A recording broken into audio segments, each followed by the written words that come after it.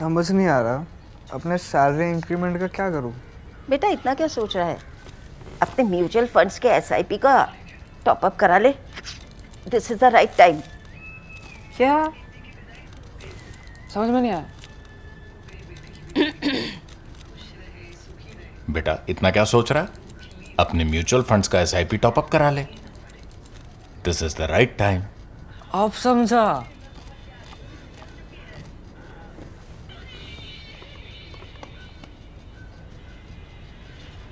Mutual fund investments are subject to market risks.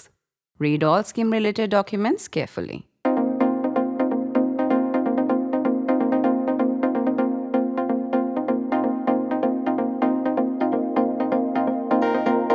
The short headline for this week's national interest is the dreaded H word, M word, and the fading K word. As I usually do over the next several paragraphs, I will explain to you my argument and also try and make sense of this alphabet salad or soup that I have offered you.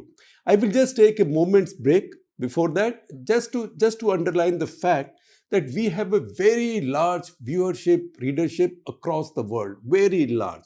I know it also, I know it from our data, our analytics. I know it also from the responses we get from so many of you. At the same time, I would like more of you to contribute to the print, more of you overseas. It doesn't cost you anything. It's just, at the minimum, it is just $10 a month. It means nothing. And that's a very small contribution to get good journalism out of your country, as you might have seen even during Ops Sindoor, as we have done over many big stories. We keep the sanity, we check facts, we send reporters out to get stories from the ground. All of that needs money. We need contributions from our readers, viewers in India, so all of you chip into. This, however, is a special appeal to those across the world. Please take that subscription. The more you contribute, the more we will be able to spend on good journalism. So once again, it's a reminder as I'm speaking. You will also see on my screen the process on how it is to be done. I will also share with you a link with the description. Just go to the link and you'll be able to pay. That done, I'm back to my alphabet soup or alphabet salad. You make your choice. In fact, much as I would have liked to use the expression khota sikka, remember that song khota sikka nahi chalega? Much as I would have liked to use khota sikka, but I know that our viewers, readers live in many languages, not just Hindi, so I need a translation. But the challenge of finding an exact translation brings me to the usual bad penny, right? It's cliched, but bad penny. Let's say, therefore, that like a bad penny, the dreaded H word is back with us. H as in hyphenation with Pakistan. And its return, the return of the H word is dreaded because our successive governments have labored for 3 decades to rid us of what we see as the equivalence the big powers, read the US, used to draw between us, India, and Pakistan. 3 things follow from this. Number 1, let's call the first the zero-sum game. If Washington sees the subcontinent in a hyphenated manner, then it must balance the relationship. Gain for one is loss for the other. It brings an equivalence India detests and resents. India believes, for good reason, that it stands in a class by itself, and linking it with Pakistan demeans it. Number 2, the second can be called stature denial. Given its growing comprehensive national power, or CNP, India believes it deserves a sphere of influence of its own. If ally Washington sees the region through an India-Pakistan prism, it is unacceptable to India. Rather than endorse India's sphere of influence, this undermines it. This is double trouble, as China is already working hard at denying India that this Indian ambition of preeminence is what Pakistan calls hegemonism, and you can understand where Pakistan is coming from. The fact is that whereas India would expect US as a friend and ally, backing it in this competition with China in its own zone of influence, or what it wants to carve out as its own zone of influence, it is galling when the US keeps saying sweet somethings. I didn't say sweet nothings. Sweet somethings to Pakistan. What's the point of the Quad then? India might think. We thought we were partners in a project to contain China. What happened? And the third, this means the return of the M word. I said the dreaded H word. I'm not saying the triggering M word. So this means the return of the M word that so triggers us. M for mediation.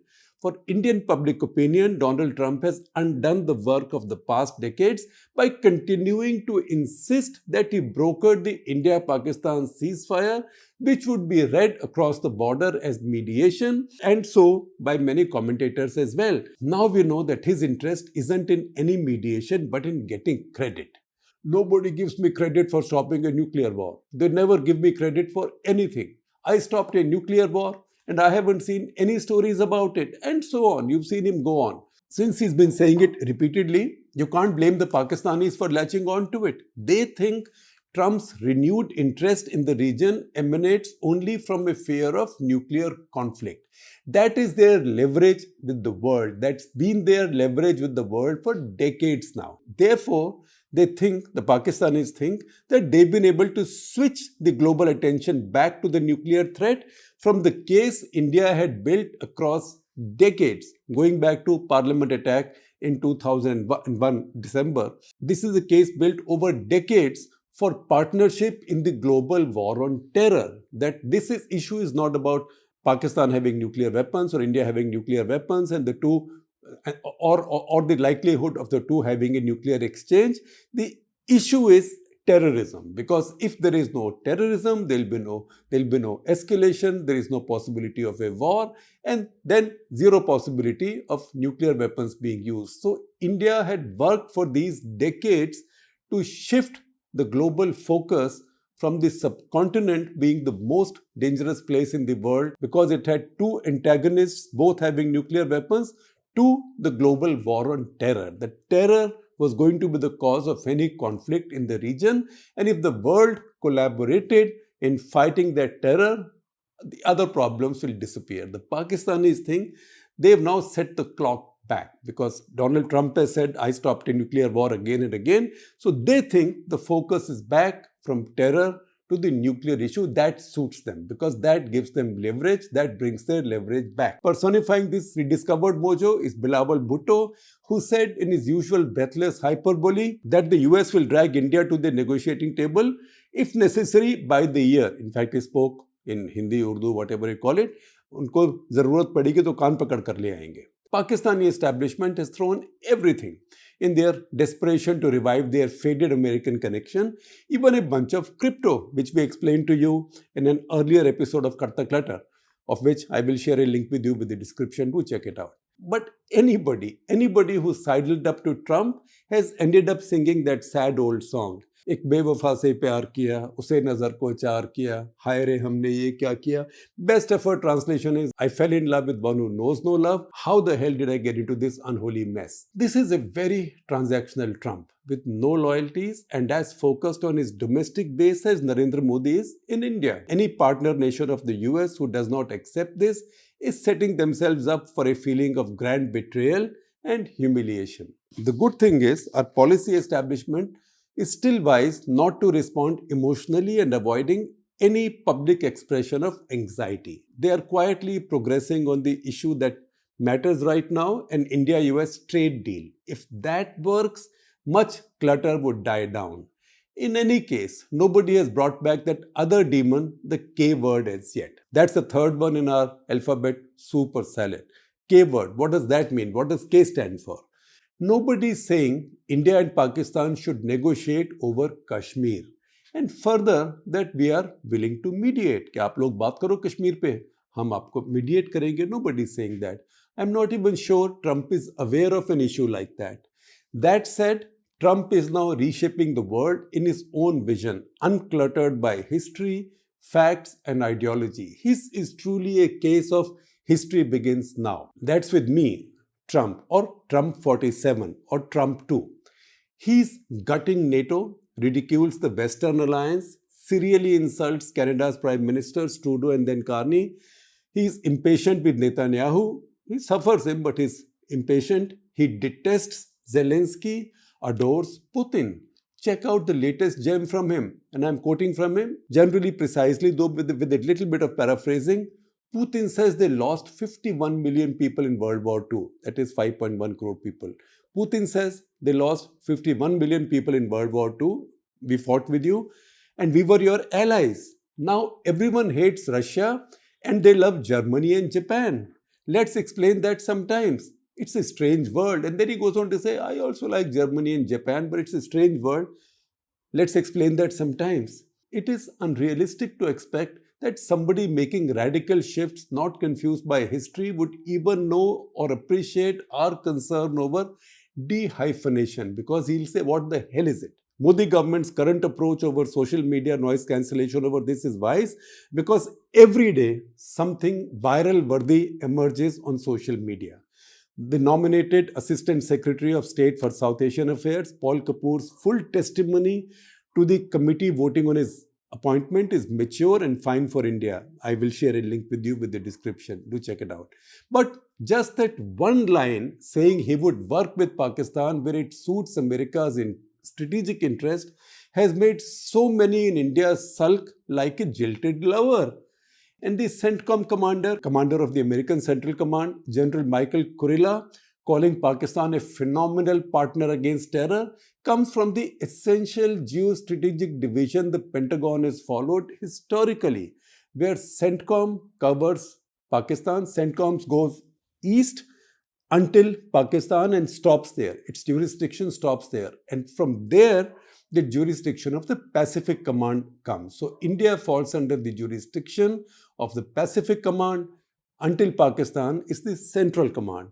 Ask any crime reporter worth her next scoop and she will explain to you how the first interest of any station house officer, SHO, I think in some parts of the country we say OC, officer commanding at a police station, is to curb crime in their own jurisdiction, even if it means making deals with even the baddest guys. So my crime figures are low. In fact, some of them will also make deals with really bad guys to say, you go and do whatever you want to do in my neighboring police station, but not in this one. I want my patch to be clean. So people also speak territorially. If you put the same question to the Pacific Command Chief, you might get quite a different answer. On top of this, our own news TV rumor machine, which has done more to undermine India's strategic credibility and also India's global messaging, it has invented its own fiction that Pakistan's newly self-minted Field Marshal, who to me sometimes sounds like a character straight out of a Borat type movie, he was invited for the US Army Day parade. We were saved from mass neurosis by White House, telling a journalist they weren't inviting any such foreign guests. While such touchiness rules are larger public opinion, which loves that self-defeating, we have to do it all alone, hum akele hain, obsession, it will be challenging for the Modi government to firewall or immunize serious policy from public responses. This government is obsessed with the buzz on social media. That's why I'm even more impressed that they have not let this into making them expressing their anxieties over some statements out of Washington. Finally, if you can use that noise cancellation device again and see what foreign involvement in our crisis has meant, there will be some lessons. It will also help us distinguish between mediation, intervention, and involvement. These are three different things. After the Cold War, India endured about 4 years of intense American pressure over Kashmir on human rights issues. This is between 1989 to 1993. But as India's economy grew post-reform, so did its stature and CNP, Comprehensive National Power. By 1998, the equation was changing. Not only was the second Clinton administration quick to embrace the reality of a nuclear-armed India, the next year, 1999, it played a very constructive role during the Kargil crisis. Clinton hauled in Nawaz Sharif to Washington, even on the US Independence Day, 4 July, to give him some kind of a face saver or an excuse to retreat from Kargil and defy his army chief Musharraf, for whom it was like accepting military defeat. During Operation Parakram, 2001 December onwards, Parliament attack onwards, during Operation Parakram, repeated American interventions and frantic visits, most significant Secretary of Defense Donald Rumsfeld, who came flying in on a day we seemed closest to war, just after the Kaluchak massacre. These helped both sides stay calm. This solidarity in war on terror over 26/11 and onwards served a dual purpose. One, to largely dehyphenate India from Pakistan, and second, to stick the terror state label on Pakistan's chest. However, times do change, and with the return of Trump, you can say times change, and how? Every crisis in the subcontinent has drawn American involvement to diffuse it. That's the fire truck at our doors. Trump has only changed the language, junking old-fashioned diplomatic discretion that he doesn't use with anything now. Trump seeks credit like a 5-year-old. It's a new reality for the world, especially for America's friends and allies. With this national interest, however, I also have a postscript or a tailpiece, if you so prefer to call it. When General Musharraf came for the Agra summit, that is 14 to 16 July 2001, Vajpayee hosted a lunch for him at the biggest banquet hall in New Delhi's Taj Palace Hotel. I was also sitting on one of those tables. Vajpayee was also clever enough to invite Farooq Abdullah to it and seat him just one table away from the head table, where Vajpayee and Musharraf and some others, I think Advani and others, sat. Dessert time, khana ho gaya, dessert, gulab jamun rabdi time. Farooq Abdullah predeterminedly, it was planned, predeterminedly got up and walked to the head table with a big mischievous smile. अरे ये देखिए, ये तो third party intervention हो गई. A startled Musharraf found a good escape line and everybody laughed.